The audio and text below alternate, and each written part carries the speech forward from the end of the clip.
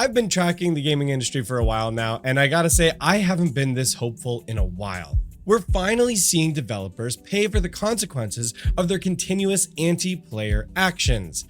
However, there's a recent story that's been gaining a lot of traction that has been raising a lot of red flags for me, and really starts to show that this fight is far from over, and there's no low that these developers won't go to.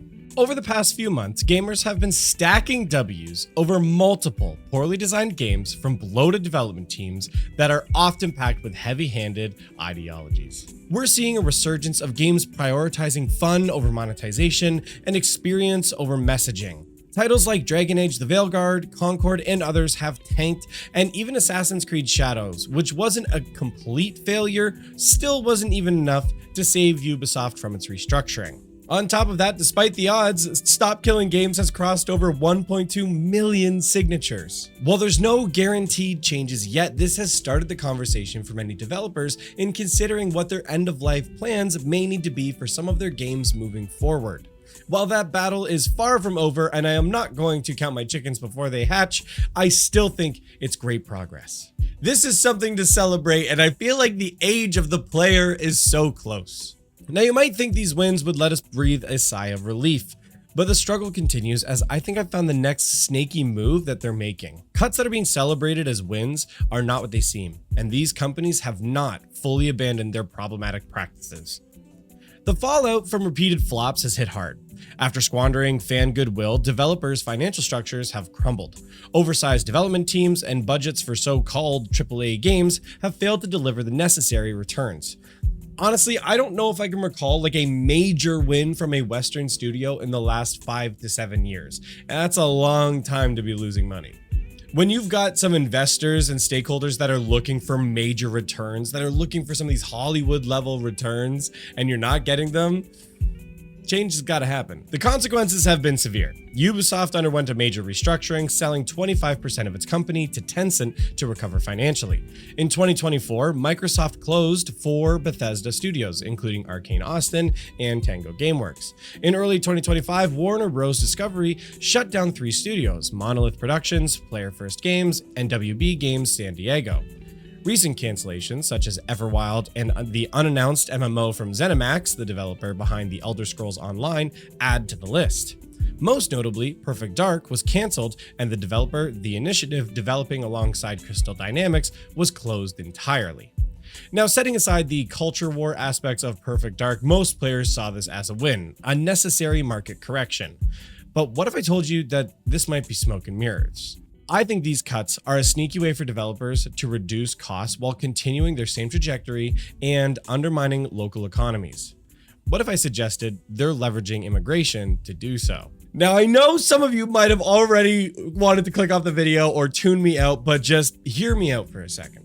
I support a free market. If an industry or business model isn't viable, corrections are necessary. Downsizing is a good start. Many studios are overstaffed and overmanaged, stifling creatives who want to make innovative games. These developers are often silenced or too afraid to share their ideas for fear of being labeled as one of the many isms we like to use. And to be honest, I feel like I might end up collecting one of those today, but we'll see.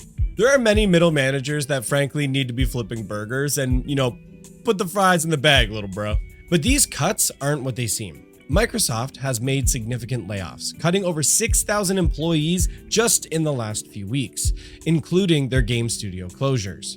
But then a report revealed that in just Q2 of 2025, Microsoft requested over 14,000 H-1B visa applications for jobs, including in their gaming division. To be clear, I'm not saying all 14,000 are for gaming studios, but it's naive to think that none are. This suggests an attempt to maintain workforce population and output at lower costs, undercutting local economies and employees. It's a move to evade accountability for poor leadership over the past 5 years and keep the status quo. They're cutting workforces in the US so that they can rehire in other countries with worse economies to save on cost, but keep their workforce size. This enables them to keep slopping out the same derivative, uninspired, ham-fisted games while being able to show on paper that they've cut costs and increased profits.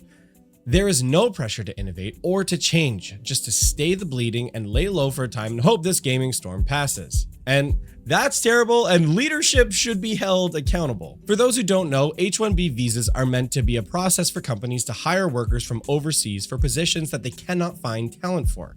For example, if a company needs to hire 10 electricians, but there are only 3 available to hire, and no one else can take the job, then they can apply for H-1Bs to get qualified talent from overseas to come in and fill those 7 vacant roles. This makes sense from an economic standpoint, and I understand the need there, but this isn't what's happening here. To be honest, it's a bit of the opposite. I think in this industry, it's bloated right now, where there's more people than these companies know what to do with. It's not an issue of finding qualified talent, it's an issue of firing local talent so that they can save money.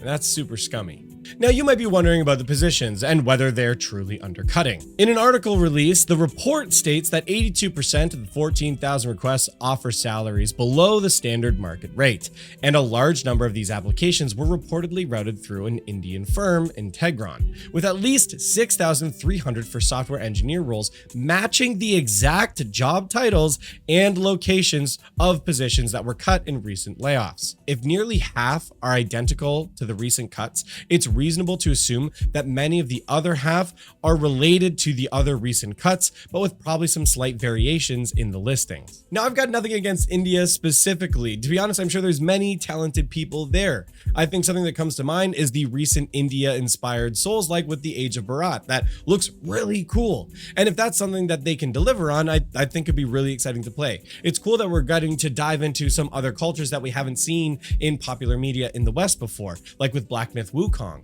So no issues there, all right? But look, if I lived in India and this program was available to me, you can bet your ass I would be trying to get one of those visas. Hell, I'm Canadian and I want to get one of those visas. And as a Canadian, I'm very aware of the exploitation of the immigration system right now, which makes me feel even more sympathetic towards this issue. Tracking how many of these applications go to specific developers is challenging, as they're often filed under the parent corporation, not individual divisions. However, this reveals that these companies are still engaging in super underhanded and scummy practices. I don't believe that anyone is entitled to a job. If you're not pulling your weight and your role isn't viable, layoffs are part of life. But laying off local workers to backfill the same positions with lower cost H-1B visa holders is unethical and scumbag behavior.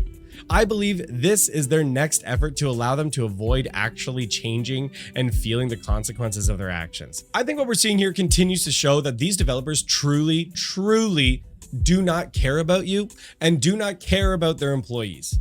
These same companies are the kind of companies that will cry about having a family culture. We're a family company. We care about all of our employees. But then the first opportunity they get to cut you and backfill your position with someone overseas so that they can save a few bucks, wow, that's a great family. They're only doing this so that they can keep slopping out the same old crap. Honestly, the future truly does lie in the AA space. Smaller game dev teams are able to contract other smaller teams to have more focused visions and actually create something meaningful.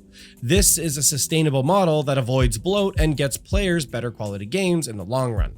We need to continue to fight for these movements, like Stop Killing Games, to force some of these developers to do what they should be doing, because clearly many of them aren't going to do the right thing out of the goodness of their hearts. Now, I'll be honest, in this issue specifically, I don't know if there's much that players themselves can do other than just to know and spend responsibly the companies that they're buying these games from and the practices that they're using. Now, maybe there's a way that you can contact one of your local politicians, and maybe there's a way that you can get this brought up to Congress, but I don't know. Again, I'm Canadian. I don't have access to do that, and this seems to be largely affecting the US with this issue specifically. So if you're American and you're hearing about these practices that Microsoft is doing, how does that make you feel?